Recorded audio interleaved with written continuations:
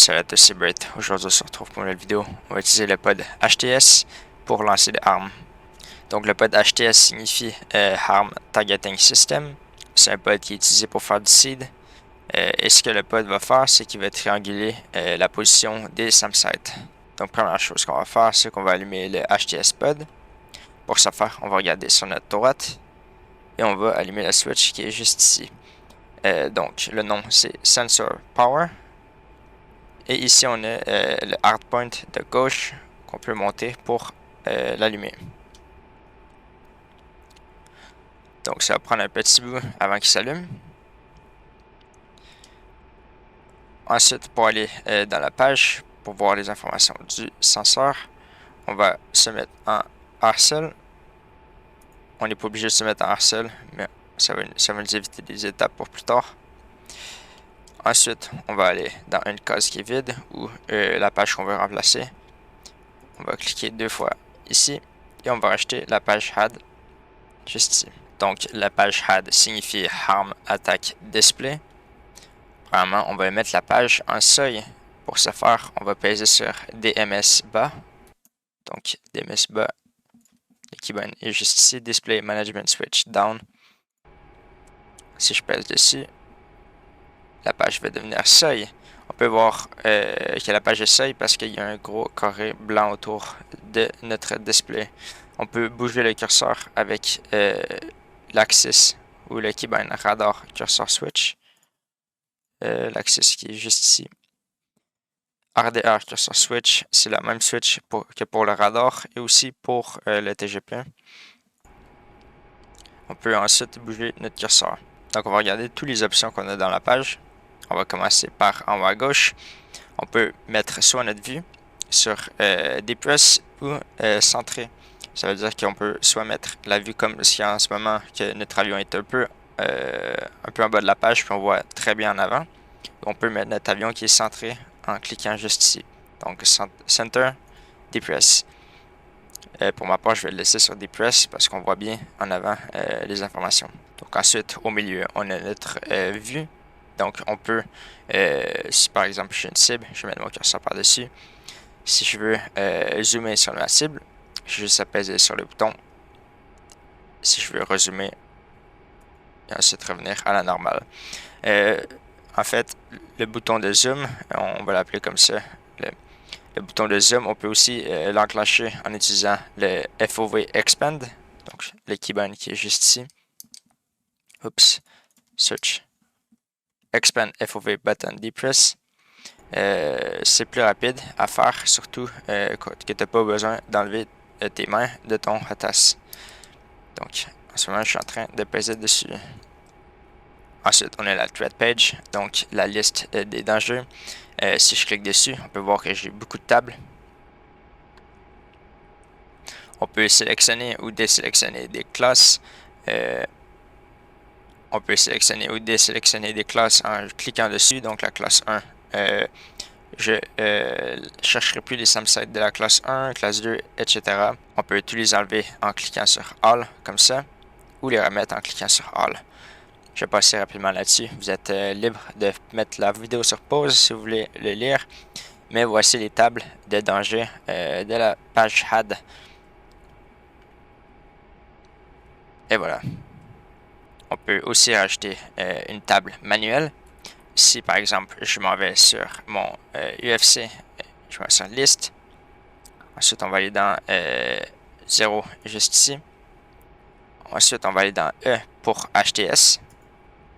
On peut rajouter des cibles. On peut voir que moi j'avais rajouté une cible pour tester. Donc normalement ce serait ça. Donc si je veux rajouter une cible, je m'en vais dans mon e-board. Je rajoute le harm code de la cible que je veux. Par exemple, je veux traquer un patriote. Donc le harm code c'est 202. Je vais mettre justement le e-board que j'ai dans la description encore. Donc 202, je vais le rentrer juste ici. Et donc, on vient de rajouter une cible dans ma page manuelle. Si j'enlève toutes les classes et je garde juste ma classe manuelle, dans l'espace d'à peu près 4 minutes, tous les symboles vont disparaître, sauf le symbole du patriote qui est juste en haut, puisque mon pod veut littéralement juste chercher pour le patriote. On va justement le remettre à tout, parce que c'est pas très utile. En règle générale, tout le monde va juste garder les classes toutes activées, puisque c'est le moyen le plus facile d'utiliser le HTS pod. Donc on va retourner dans la page principale. Ensuite, à gauche, on a la range. Donc la range, juste ici, on peut la monter, la descendre. C'est autant simple que ça. Ensuite, on a la TDOA Team Selection. C'est un truc pour utiliser le data link pour cibler des SAM-sites. C'est pas implémenté ce bouton-là. Ensuite, en bas à gauche, on a Memory Target. C'est un bouton qui n'est pas implémenté aussi. Ensuite, à droite, on a le declutter pour les friendly. Ça veut dire qu'on peut filtrer si on voit nos alliés ou pas. Par exemple, si je me mets, je sais qu'il y a un vol qui en a de moi. Notre ami qui est juste ici, si je clique sur le filtre. Donc la première switch, ça va le mettre en FL. Ça veut juste dire que juste mes membres de mon vol, ça veut dire que les gens qui sont dans mon vol sur la data link vont être affichés. Ou je peux littéralement juste le mettre à off, donc il n'y a aucun avion allié qui va se montrer. Je vais le remettre à on, puisque c'est toujours utile de voir les contacts data link autour de nous. Ensuite, on a la switch Geo-Specific Location. C'est un truc qui n'est pas implémenté sur DCS en ce moment. Et ensuite, on a Target Isolate, le bouton en bas à droite, qui n'est pas implémenté en ce moment non plus. En bas à droite, on a EOM. Ce que ça signifie, c'est ton mode AGM 88, ton mode de arme. Donc, si j'étais, par exemple, en mode pré-brief sur mes AGM 88, ça serait marqué PB juste en bas à droite. Je vais le montrer d'ailleurs plus tard, l'exemple de ce qui va changer. Au milieu, on a la WES de mon arme. Ça veut dire que mon arme qui est en Equation of Motion, le mode EOM. Donc la WES de mon arme est juste ici. Ça veut dire que tous les SA-15 qui sont au milieu sont en danger. Je pourrais les engager et les frapper. Tandis que le Patriote qui est juste en haut, lui, il serait hors de mon WES. On peut voir aussi que le point blanc qui est juste au milieu ici, ça c'est mon steer point que j'ai en ce moment. Comme vous avez pu le deviner aussi, les chiffres qui sont au milieu, par exemple les 15, ça c'est des SA15, c'est le symbole RWR des SAM-sites. Qui est important de noter que quand le symbole du SAM-site est jaune, ça veut dire qu'il est en train d'émettre. Quand le symbole est rouge, ça veut dire qu'il est en train de vous traquer. Si le symbole est rouge et qu'il flash, ça veut dire que le SAM-site a lancé un missile sur vous. Et quand le symbole est vert, ça veut dire que le SAM-site n'est plus en train d'émettre des émissions radar depuis 2 minutes. Si un SAM-site n'est plus détecté pendant 4 minutes par notre pod, il va littéralement juste disparaître. Donc 2 minutes, il devient vert, 4 minutes, il disparaît. Ensuite, on a la page de contrôle en haut à droite, CNTL. La page est vraiment pas complète. Le seul truc qui marche, c'est les SAM pour afficher ou enlever les symboles SAM de notre page. Donc, avant d'aller utiliser le HTS pod, je vais expliquer brièvement comment ça marche. Donc, comme j'ai dit plus tôt, le pod HTS utilise la triangulation pour trouver la position des SAM-sites. Donc, littéralement, ce qui va être important, c'est de bouger latéralement face à des SAM-sites. Donc, ce qui va arriver, c'est qu'à la première position, on va détecter un SAM-site. On va trouver son premier azimut. Ensuite, on va changer de position. On va trouver le deuxième. Donc, nécessairement, la zone va se rétrécir. Ensuite, la troisième, ici, la zone va être encore plus précise. Donc, le losange qui va être créé par rapport aux positions qu'on a prises, on va appeler ça l'ellipse d'erreur. Donc, l'ellipse d'erreur, on peut aussi y donner des caractéristiques. Par exemple, je vais dessiner le cercle d'ellipse d'erreur, juste ici comme ça. On peut donner son axe principal.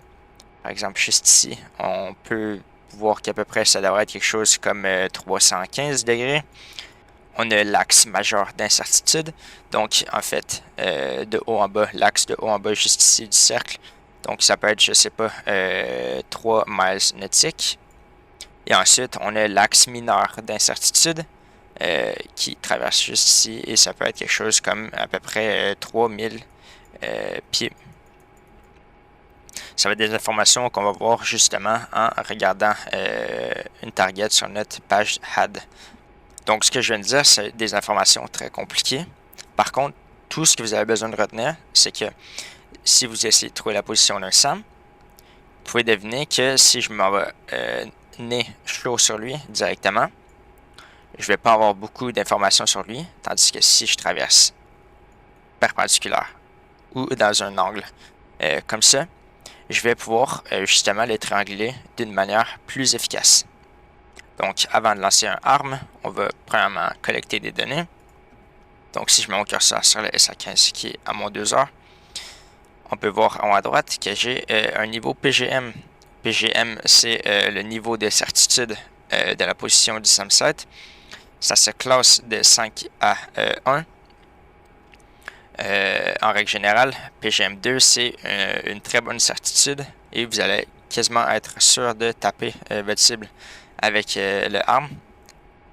Par contre, si vous avez une cible en PGM5, l'incertitude est très haute.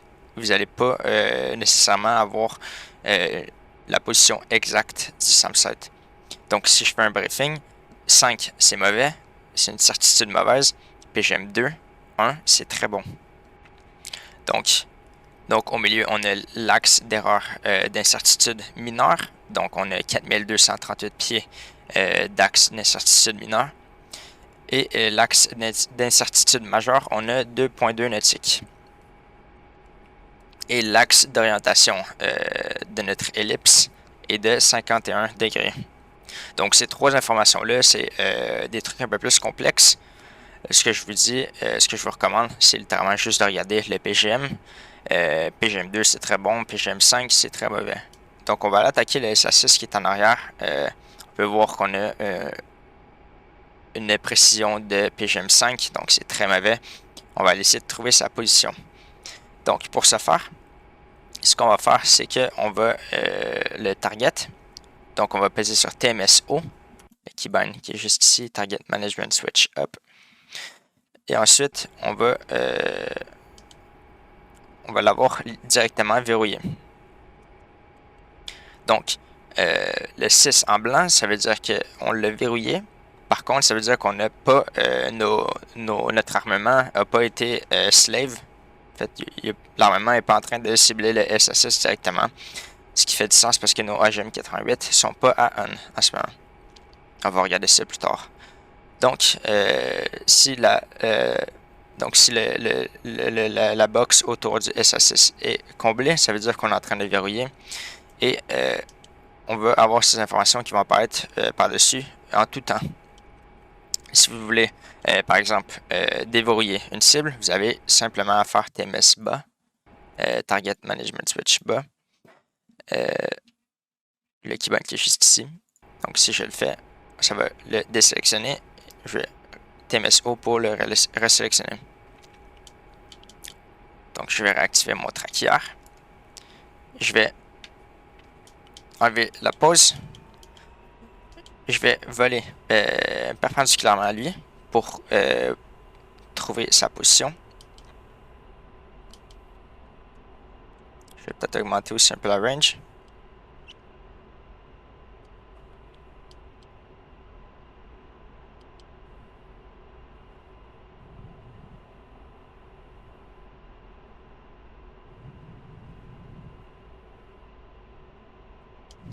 On va se distancer encore plus.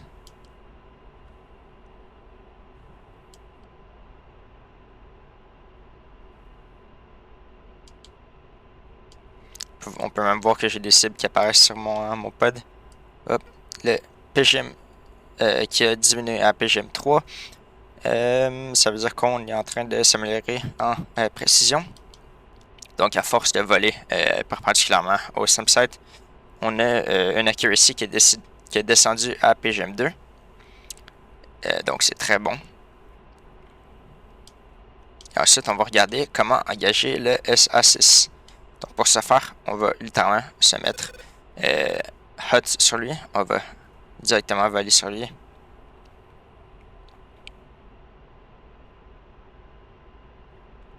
On peut littéralement voir aussi que l'espèce de losange sur notre HUD montre où que le SAM-site est. Donc, si vous voulez faire face au SAM-site, vous allez vous aligner avec le losange qui est au milieu. Je vais remettre la pause de mon D6. Et voilà. Donc, je suis en PGM2, ce qui est très bon. On est en train de voler vers le SA6. Ce qu'on va faire, premièrement, c'est qu'on va allumer notre AGM88 en pesant sur Power sur la page SMS. Et ensuite, on va regarder sur notre page juste ici. Donc, ce qu'on va faire, c'est qu'une fois qu'on a un PGM2, on va verrouiller la cible, par exemple le SA6 qu'on voulait target.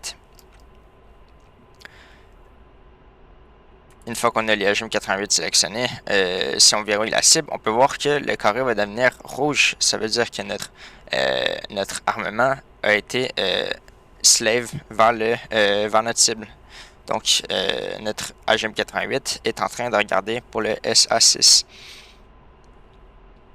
On peut voir qu'on a des chiffres qui ont apparu en bas à droite. Donc, 1 minute 41, ça signifie le temps avant impact, si je lance le missile. Et le deuxième chiffre en bas à droite signifie l'heure à laquelle le missile va taper. Donc, on peut voir... Oups, j'ai perdu le lock.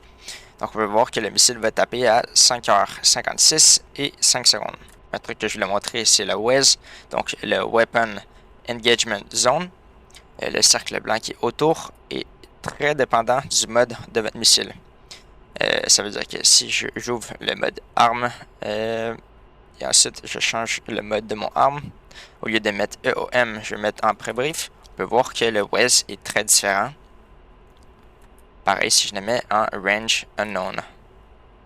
C'est des trucs que vous n'avez pas nécessairement à changer. De base, le F16 devrait tout être sélectionné correctement. Il y a aussi un petit truc qui peut être très utile. Si vous avez une cible de locker, de verrouiller sur votre page HUD, vous pouvez afficher les coordonnées en pesant sur TMS gauche, donc Target Management Switch Left, le keybind qui est juste ici. Si vous faites ça, la page qui est sur le DD va apparaître la page seed et vous allez avoir les coordonnées estimées du site. On peut voir les coordonnées qui sont juste ici. Si je le monte encore, si je change pour le deuxième SA15 juste ici, je le verrouille.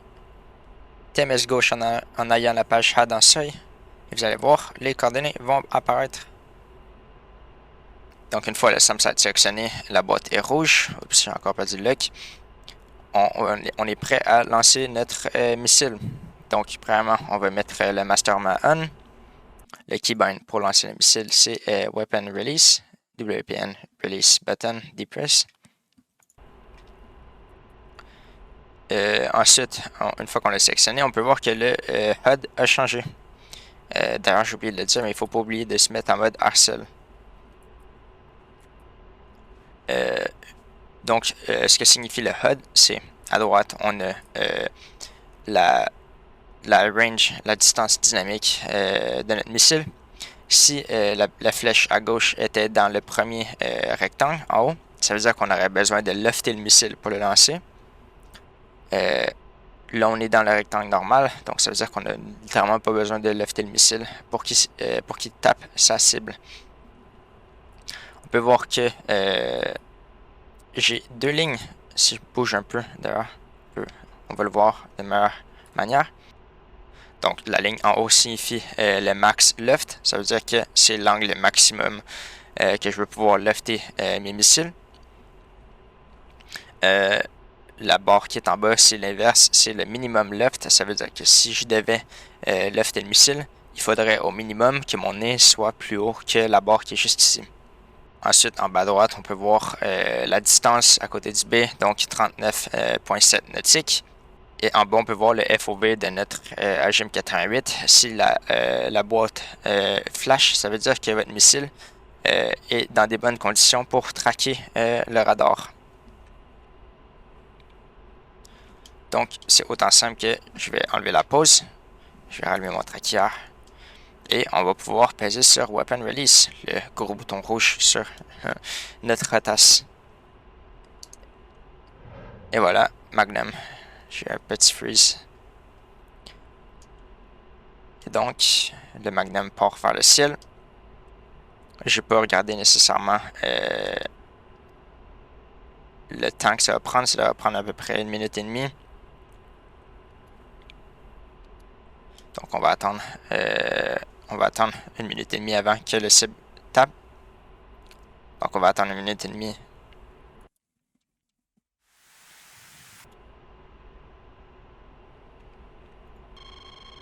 On peut voir d'ailleurs que je me fais engager par le Patriote. Donc le symbole du Patriote est rouge. Et notre missile devrait être pas loin de taper en même temps.